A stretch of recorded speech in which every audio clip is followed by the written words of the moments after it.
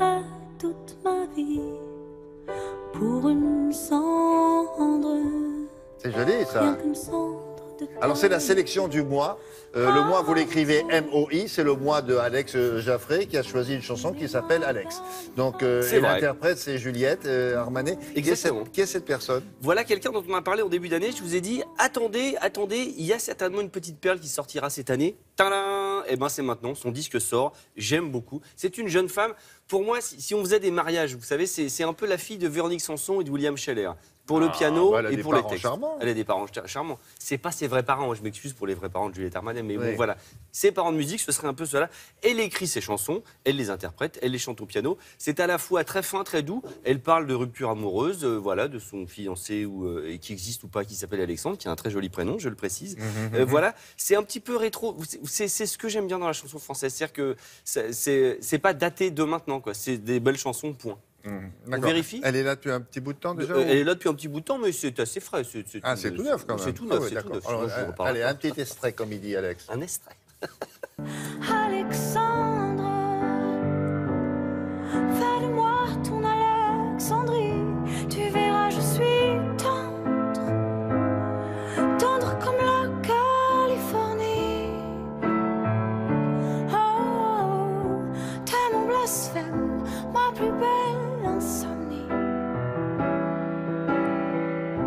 Mais te dire je t'aime, je sais, mais t'interdis.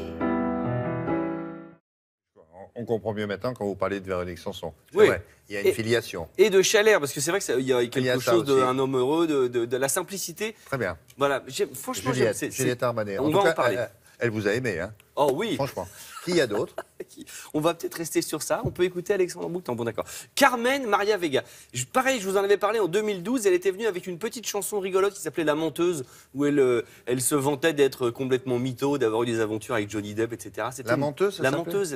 Moi, je me souvenais de Dorothée. Oh, La Menteuse. Oui, alors un peu après. Ah, juste après. Pour moi, c'est ça la référence quand même. On part de loin. mais non, vous m'avez coupé. Je t'ai tué là. Hein. Tu m'as tué sur place, chef. Non, parce que dans ce coup, je te vois avec ta salopette rouge comme sur le 10, c'est pour ça. Bon, alors, Carmen Maria Vega. Oui, alors Carmen. Donc voilà, cette jeune femme a plein de talent parce que c'est elle qui a interprété Miss Target pendant 2 ans sur scène. Voilà, c'était très très bien, au Casino de Paris, on tournait. Et donc elle revient là avec son 3e album. C'est toujours elle a cette gouaille comme elle chante, c'est toujours très piquant et en même temps très touchant parce qu'elle parle de sa jeunesse et son enfance bouleversée quand elle a découvert qu'elle avait été adoptée. Et donc c'est vraiment, c'est très poignant. C'est-à-dire que c'est un disque qu'on écoute, puis d'un seul coup il y a un virage et hop, il y a une histoire. Une vraie histoire. Et on est touché, voilà. La chanson qu'on va écouter s'appelle Le Grand Secret. A été écrite par Mathias Malzieu du groupe Dionysos. C'est très bien, regardez. Juste de l'autre côté de la forêt, et ce depuis des années. Alors je suis rentrée. Mais je ne connais toujours pas, non, je ne me connais pas. Non, je ne connais toujours pas le secret de mon identité.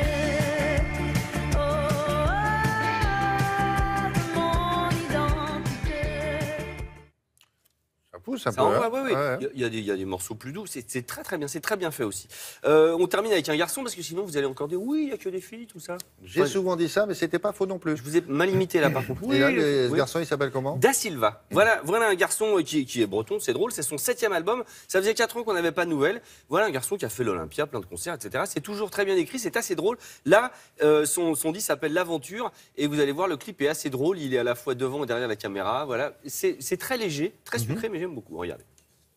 Et face aux certitudes, jetées à l'emporte-pièce, je suis prête à payer le prix de mes errances. Et même en petite coupure, qu'importe les points de suture, qu'importe la blessure, je préfère l'aventure.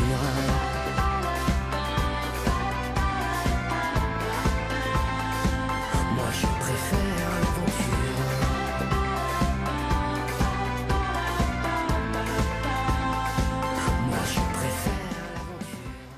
mal. C'est pas mal, ouais. C'est assez catchy, comme on dit. Vous savez, c'est attrapeur avec la petite mélodie comme ça à la trompette. Et on termine. Je voulais juste dire un mot de ce livre que j'aime beaucoup, de Yves Bigot, Un autre monde, qui est un autre monde, vous savez, comme le titre de téléphone, qui est le volume 2 d'une collection sur l'histoire de la chanson française et du rock. Et c'est fait par quelqu'un qui aime la musique. Le premier, c'était Je t'aime moi non plus, évidemment, de Gainsbourg. C'est l'histoire de la vie de Yves Bigot qui rencontre des groupes et qui découvre, pas dans la vie, mais qui parfois avait juste avec les oreilles. C'est très touchant.